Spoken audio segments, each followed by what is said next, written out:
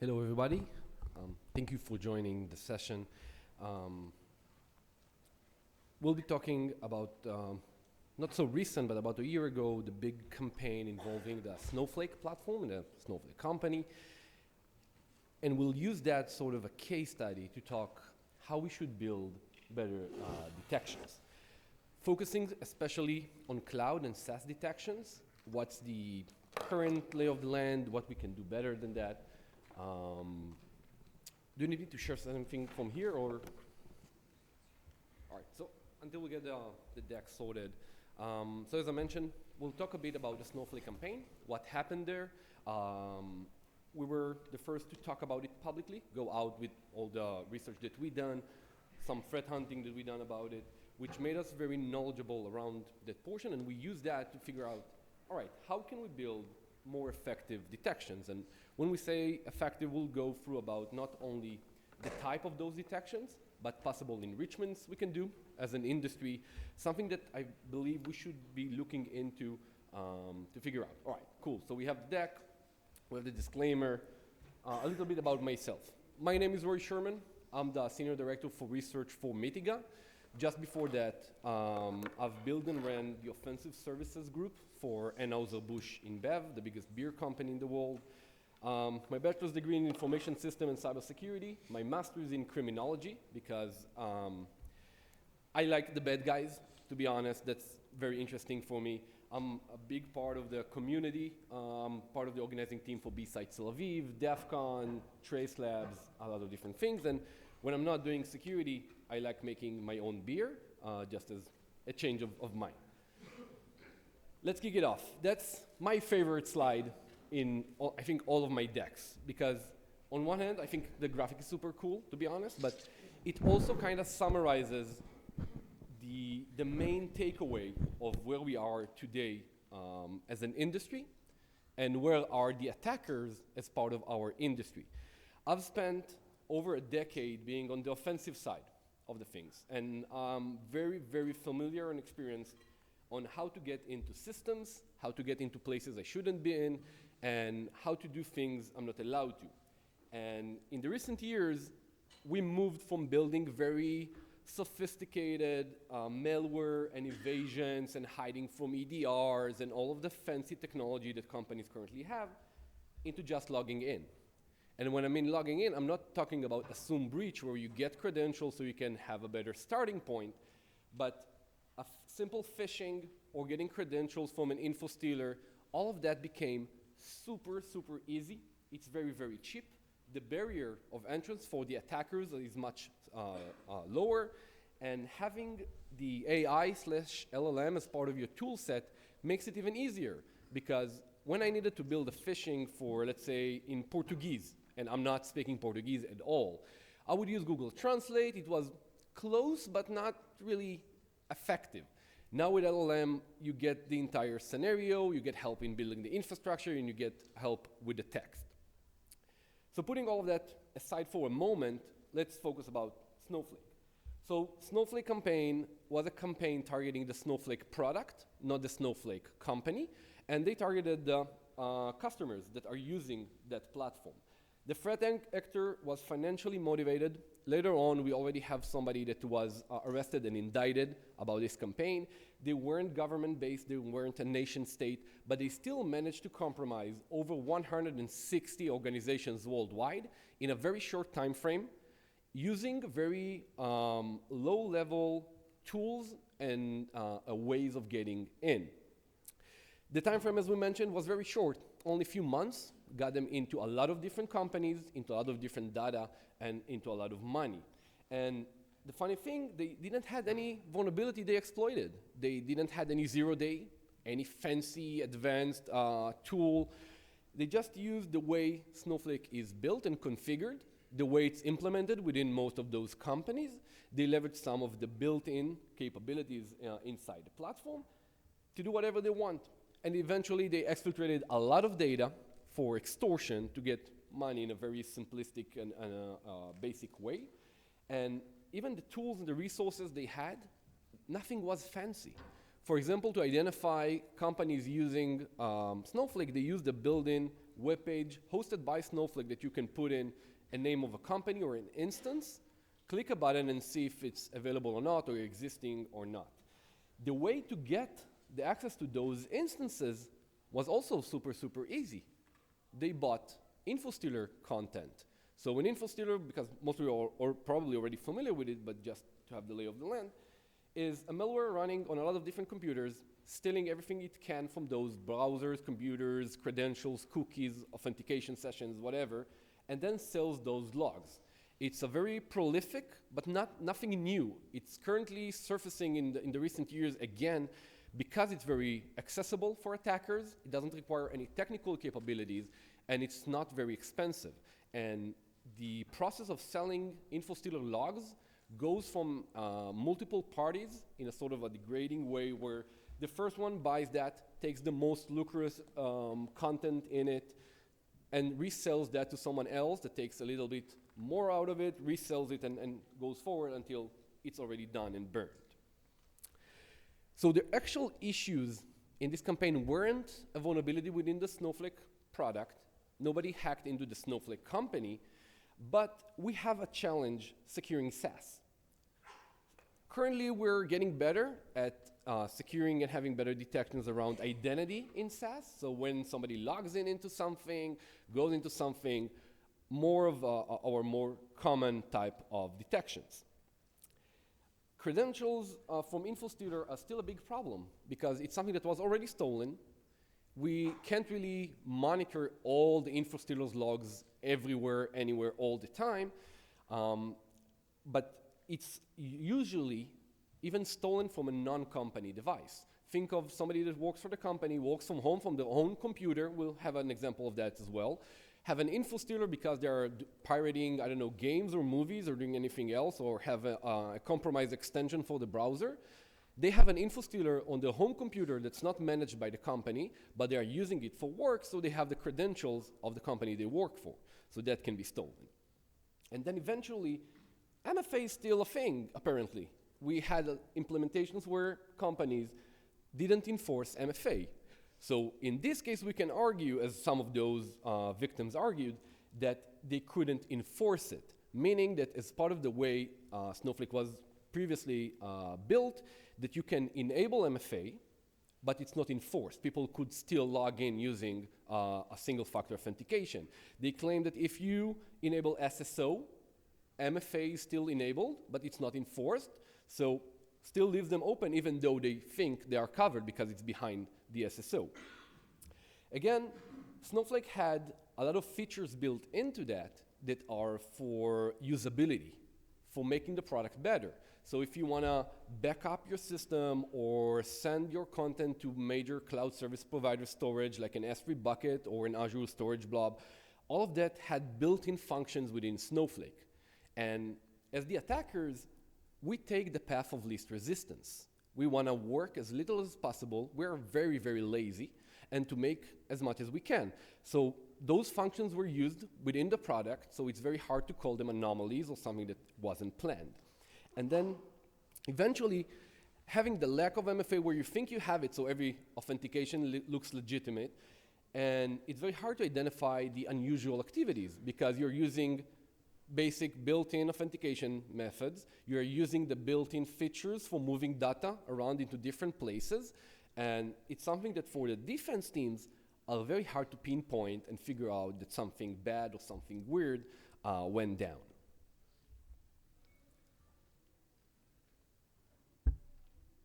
So, could companies even detect this type of activity? First of all, ask yourself, look at all the SaaS platforms that you currently use within your organizations. Do they provide security logs? Some of them will claim they are, and when you go and check it, you'll find out you're not eligible for those security logs. We'll also dive into that a bit later, but some of them have paywalled their security logs or audit logs. But even if you have those logs, do you send them to your SIEM? Most SIEM platforms and solutions are charging based on the volume of data that you are ingesting. And if you have a very highly used SaaS platform, think GitHub, GitLab, Salesforce, even Snowflake. They are very, very active because it's part of your development, part of your business. They are generating maybe a lot of logs. And do you budget it as part of your SIM? And now multiply that against all of your SaaS platforms that are usually dozens, if not over 100 for a company. And then even if you ingest those logs, have your team ever investigated them? And I'll give you a spoiler, it's not part of this talk, but SaaS logs are very different across different SaaSes. Security teams aren't versed in them. They're spending a lot of time figuring out how this even structured, how it's built, how can I use it for investigation, can I figure out who did what and where? And in most cases, the answer is no.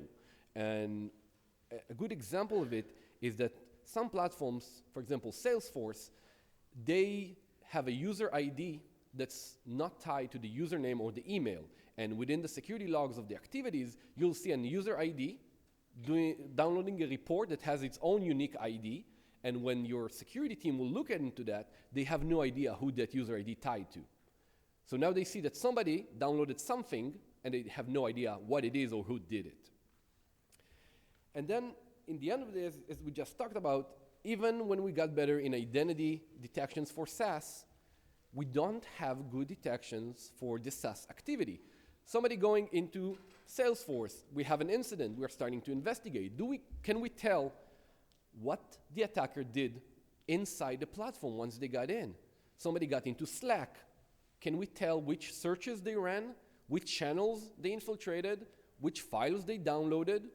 And that goes for every SaaS platform. If they went to your HR SaaS platform, can your security team tell you which accounts they change? If they change the bank details for where you pay salaries, did they add an additional hire for your team that you don't know about, and you'll figure out 6 months later it's part of a nation state attack?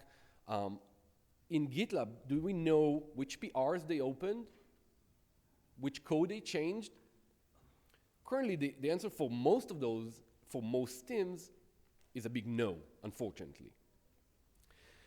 And all of us already know, but you'll hear even me saying cloud and saying SaaS, even though SaaS is cloud. We are eventually buying a service. We don't have the resources. We don't have the computers. We don't control the backend. So we'll take a look at the first case study with Midnight Blizzard, also a little bit over a year ago, where a threat actor was targeting Microsoft. And we'll go very, very quickly and high level on the attack path, and we'll highlight some very, very interesting things. So first of all, they started with a password spraying attack, which means that you have a list of usernames or emails, you have a list of passwords, and you just fire those and seeing what sticks, what works, what you can log in with. It's one of the most basic attacks. You'll see a lot of open source tools that do that. Every pen tester, every red teamer in every assessment do that. It's nothing fancy. But we need to remember that the threat actor in this specific incident was one of the most advanced ones in the world. Based on the publications by Microsoft, that's a group from the GRU that targeted them. That's one of the most advanced one. But they're still using very common low-level techniques. And it worked. They managed to get access to a tenant owned by Microsoft, a legacy tenant, not part of the production, but they had some level of access. And then, no fancy tools, they found an OAuth app within the same tenant, and all of it is based on what Microsoft published. And once they managed to get the access to that app, they used and leveraged the functionality within Azure to give a different app access and permissions, and eventually do a privilege escalation until they managed to go to the corporate tenant, the production tenant used by Microsoft itself for their own employees, leadership, and everyone. Getting that access allowed them eventually using only internal cloud functionality, no malware, nothing novel, no CVEs, no 0 days, nothing like that, to eventually get access to the Exchange mailboxes of entire Microsoft leadership. And one of the things they did, based on what Microsoft mentioned, they looked for information about their own group to see how far down the investigation Microsoft are. And that's a very, very good example of one of the best or the most advanced threat actors using basic pen tester tooling and techniques to compromise one of the biggest corporates in the world and getting very, very far down the road. And think on how much knowledge, experience, and budget Microsoft have to protect itself, to protect the cloud they are building, which is one of the most biggest clouds we have out there. And this still worked. And entirely within the cloud, entirely based on functionality offered by Azure. And if an analyst is looking at all of that actions within the SIEM, can they tell it's an anomaly? Can they tell something bad happens just before you start seeing somebody searching multiple executive mailboxes, which usually is a bad signal? And that's because cloud detection engineering is hard. We had a Birds of a Feather session earlier today where we talked about detection engineering, and it's a problem all of us have.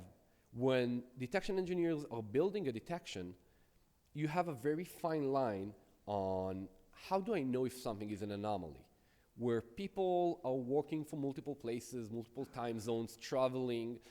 How do I know which baseline I'm going to compare it to? Do I build something for an organizational unit, something for the entire organization? Do I look at something as the industry, something for the platform itself? Maybe all of the above. Because I know we have AI that's going to solve security for everybody and replace all of us, but in the end of the day, we have an organization to protect until that happens. And then actions are identical. When my IT person does a backup and sends a lot of data to an S3 bucket, that's a normal routine backup. When a threat actor is downloading an entire bucket somewhere else, is it an unplanned backup or something legitimate? If it's a routine activity or a threat actor, the action from the system perspective is entirely identical. The only thing that changes is the intention of the person that runs it. How can we pick up that intention? And eventually, let's say we solved all of that, we need the logic, on one hand, to be specific for the use case, so we won't fire a lot of alerts all the time and have alert fatigue, and the SOC will stop trusting that alert and just suppress it and ignore it.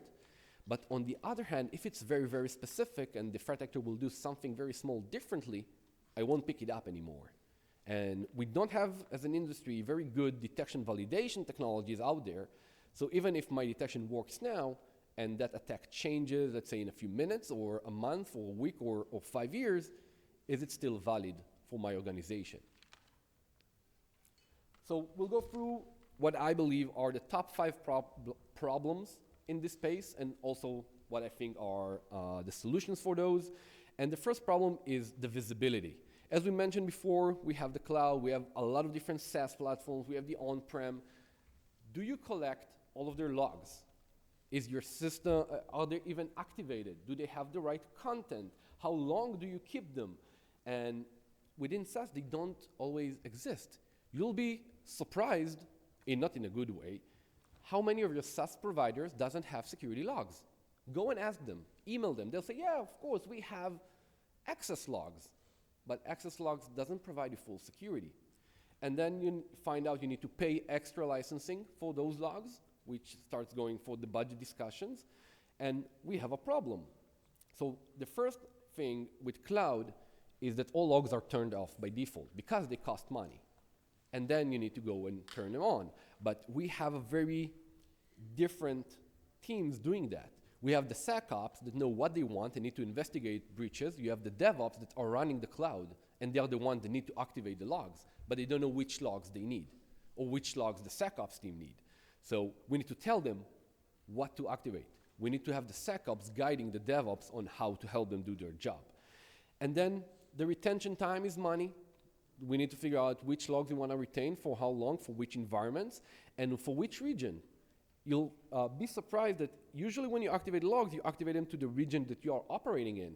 But if you're operating more than one, the DevOps won't think that they need to do it over and over and over and over again in different places. And then the types and the actual content. It's not only a single button where you say start logging and you have everything. You have different levels of content, different level of verbosity that we need to have within those logs. And then in the end of the day, as we mentioned, they don't exist. Go to your vendor, ask them, and then bring a red team to fully assess your SaaS platforms and see if you have the visibility. It doesn't have to be fancy red team for a few months. Somebody doing something and then going to the SOC, have you seen it? Licensing tiers, start budgeting that in, because you'll be surprised that you're gonna pay a lot more per employee, per a SaaS platform to have the right logging that you need. And then, in the end of the day, a lot of the logs from SaaS goes to the application teams to figure out is something working properly or not. We need to send to the SIEM all of those security logs. The second problem would be the identity over malware. We're used to, as an industry, to look at on-prem, to have hashes, to have IOCs, to share those across the community. Identity and behavior don't have that. Attackers don't need 0 days, end days, exploits, all of that fancy things. And we can't hash a behavior. So when I build a malware and I use it, the SecOps can go have the hash, clean it across the board. When I do a lot of different activities across your SaaS and cloud footprint, you can't hash that behavior and that intention. Info stealers are getting cheaper by the day. I can tell you that you'll see info stealer logs that has valid credentials in under $10 per log. That's dirt cheap. And again, a bit of a cliche, but it's important to mention it. We don't have a perimeter anymore. Once we move to cloud, once we move to SaaS, once we started workflow everywhere, we don't have a perimeter for the organization to protect. So the first thing, we need to make sure MFA is not enabled, it's enforced, and we disable anything else that can be instead of it. And we need to force the vendors to do the same thing and making sure. Snowflake made that change a few months ago, that now it's enforced fully. GitHub made the same change. You have to have MFA enforced on all of your accounts, especially for administrative and crown jewels accounts. And for the behavior, we can build characteristics. We'll go through a few examples, but there is a way to solve it in seeing what's different between a threat actor doing an S3 download and an IT admin. And for info stealers, proactive threat intel and automating it. Once dumps are out there, you can scan it, have your own domains or your own identifiers, compare that if those credentials are valid and action them automatically. And then following up events. Most of the breaches for companies that provide either services or products will carry follow-up activities by threat actors. And then when you monitor those activities, in this case, Disney had their internal Slack over 1 terabyte of data compromised and exfiltrated, that ended up being used with their vendors and their third parties from the credentials within those Slack exfil. And the skill set. And in the end of the day, your SecOps team are very well versed with on-prem. They did a lot of incidents, a lot of triage, but it's different when everything is API and UI based. When an attacker goes into your AWS console, they don't have fancy tools. They just click the screen to do whatever they want. And they are very used to your SecOps teams to investigate using the EDR. They go to the agent screen, they see the incident, they start pulling logs and process trees and everything. But you can't install an EDR on a bucket or on a Lambda. And then eventually, as we mentioned, a SaaS for HR was compromised. Does your SecOps know what to do with it? Or if it's a financial platform and they have no idea how the financial SaaS is used in the company, can they figure out what went wrong? And the solution is fairly easy. Everything is offered for free by all of those big vendors. That's how bad guys learn. That's how we learn. We go into the documentation and we just read it. And now with LLM that can summarize everything, it's much cheaper, much faster, and much more effective. And then hands-on. You need to give them the scenarios. Either start with a tabletop, move to a purple team, and then eventually have your red team focused on your cloud and SaaS environments. And then the threat hunts. Have them build the threat hunts for those SaaS platforms. And part of it is a thought exercise where if you as an attacker got into the HR platform, what would you do to steal money or to mess up the company? Having those scenarios translated into an actual hunt And then you see if somebody, and it doesn't have to be an external attacker, it can be a malicious insider, like recently we saw with Ripple and Deal, doing things that they shouldn't be doing. And then full monitoring. There is a way to monitor non-workloads built in within all of the providers. All the big ones offer that, but it's not known enough to those security teams. So they're just left blind without even knowing they're blind. And then eventually, accountability, roles, responsibility, who enables the logs, who will be the one using them, who's investigating, and eventually, who can respond to the actual threats. As we mentioned, we have DevOps, DevSecOps, SecDevOps, SecOps, and a lot of mixes of those teams, but I've seen very little organizations that have a very clear definition of who's responsible for what and when. And the first thing is to do just that. If something goes down, who's the one that's accountable? Who's responsible? If we have a gap in visibility, who defines which logs we need? Who goes and activates and making sure those are enabled? And then break the glass account for security. Most SecOps teams around the world doesn't have administrative access to the cloud because that's, as we mentioned, the DevOps. But now if you have a breach, somebody's downloading files from an S3 bucket, somebody's spinning up VMs for mining cryptocurrency, can your security team action it? Or if it's 2 a.m. Independence Day or 4th of July weekend and they start calling people hoping somebody won't be drunk and also answer the phone. And then tabletop kind of summarize everything where you bring the tech people, the practitioners to the discussion and bring the real scenarios. Bring Snowflake, bring the Midnight Blizzard attack, bring Sisense breach. Have them walk through the chain of exploitation, the chain of the attack, and ask them, what would you do? Do we have the right logs for it? How would you figure out what happened? Can we simulate this within our environment? And usually, you won't like the answer. But that's how we grow bigger. That's how we grow better. And then the last, but probably the biggest problem we have with detection engineering is false positives. And it starts from our definition for false positive. Most security teams that I've spoken with or met saying a false positive is when you have an alert, but nothing malicious went down. How many of you agree with that definition? Because on the other hand, I would claim that a false positive is when something fired, but the activity never happened. Because if I'm detecting an activity, but it's not malicious, it's not a false positive. It's still something I wanted to detect. I wanted to see when this specific action happens. The intention behind it is something entirely different because, as we mentioned, one day it could be me resetting my own password because I forgot it, but the day afterwards, it's somebody resetting my password for me because they forgot it and they want to get into my account. So it starts with a definition. And then, since COVID, people are working from everywhere. I had operators literally working from the beach, sitting, drinking cocktails, and breaking into systems because that's what they liked and that's what they are doing. And they are moving from country to country. They're 1 month here, next month there. Leadership is always traveling for work, so you can't really have what we're used to with like trusted locations, office networks, trusted IPs. All of that is gone. And the global companies are operating in a lot of different offices in a lot of different countries, regions. They are opening new places. And as we mentioned, so many systems create so much noise, and we are already familiar with alert fatigue. So SOC teams currently, in average, have over 1,000 different alerts in their SIEM a day per person.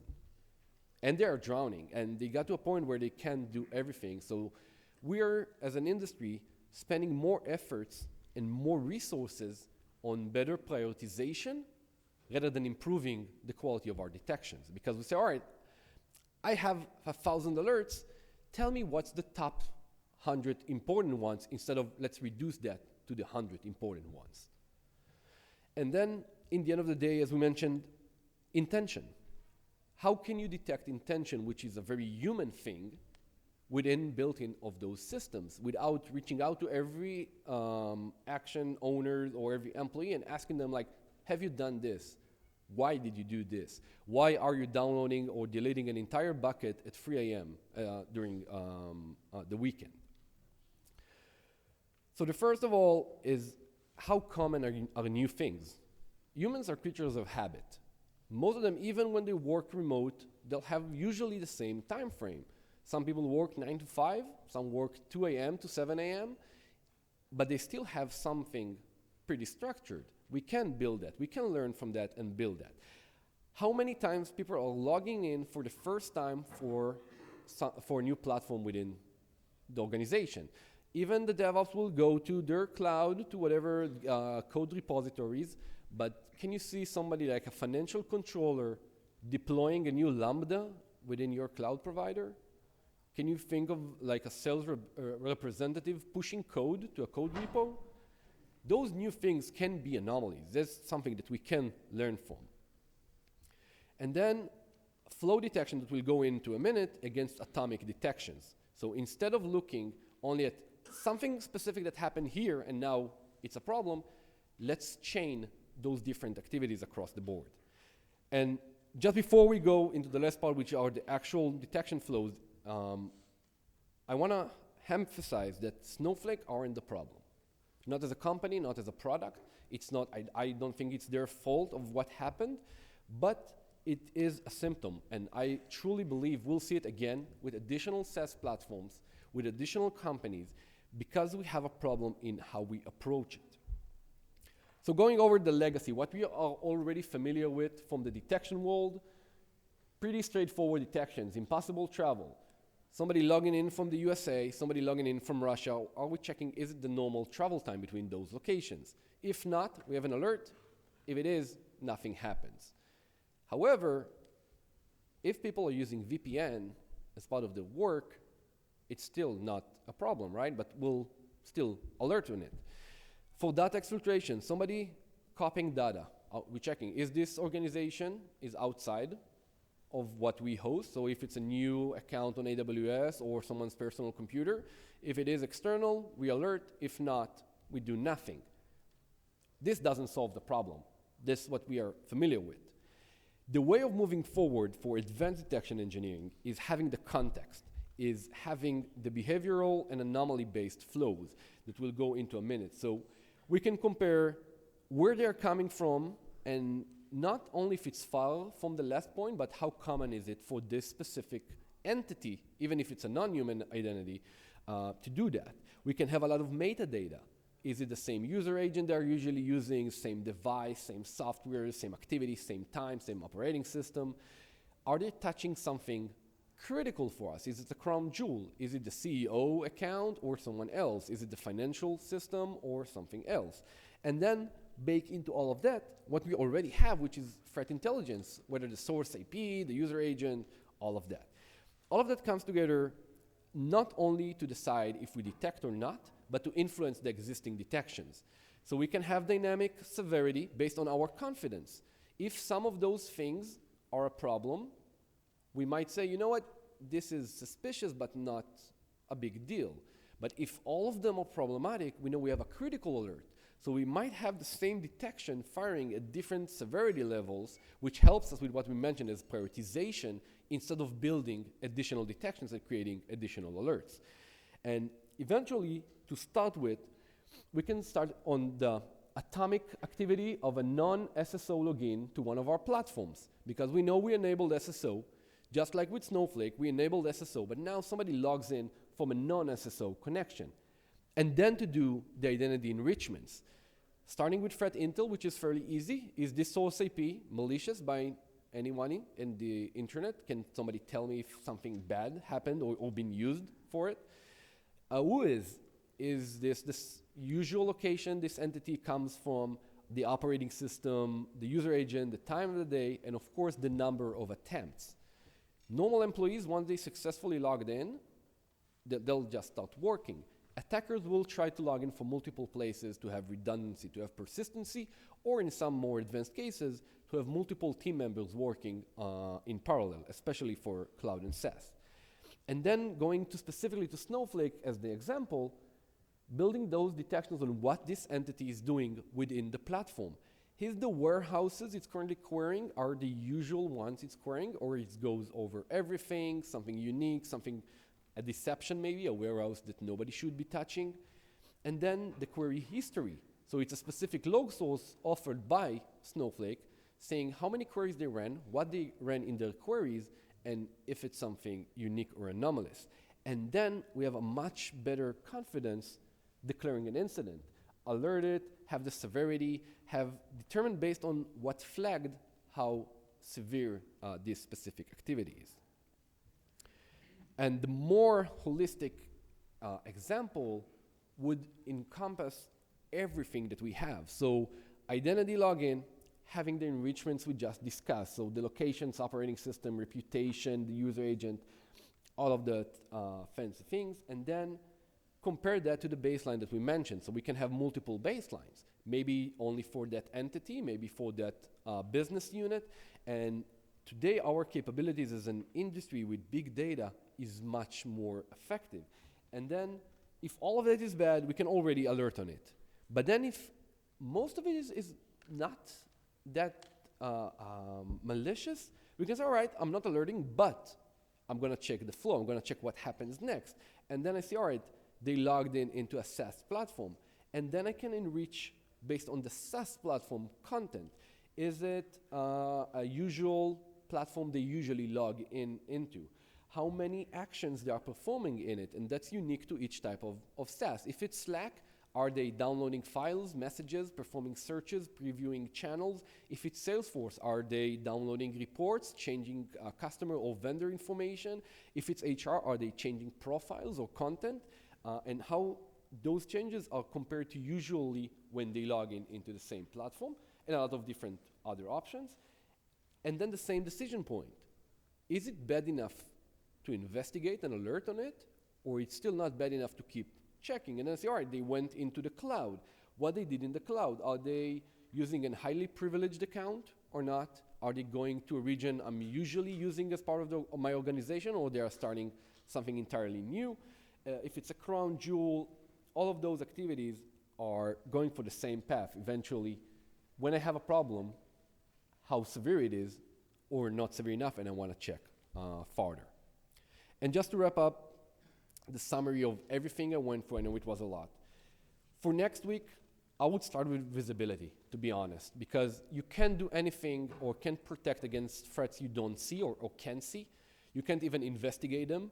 And everybody that's been through an incident, either from the victim side or the IR side, knows that you spend up to 48 hours at least only to collect logs when you get called into an incident.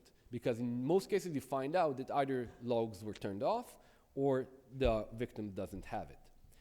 Then start building and developing the strategy for your detections, mapping out which SaaS platforms you have, which clouds you have, which logs are offered, what are the skill set currently available within your defense provider, whether it's internal or external, bringing in the stakeholders like DevOps, DevSecOps, and then eventually building the baselines.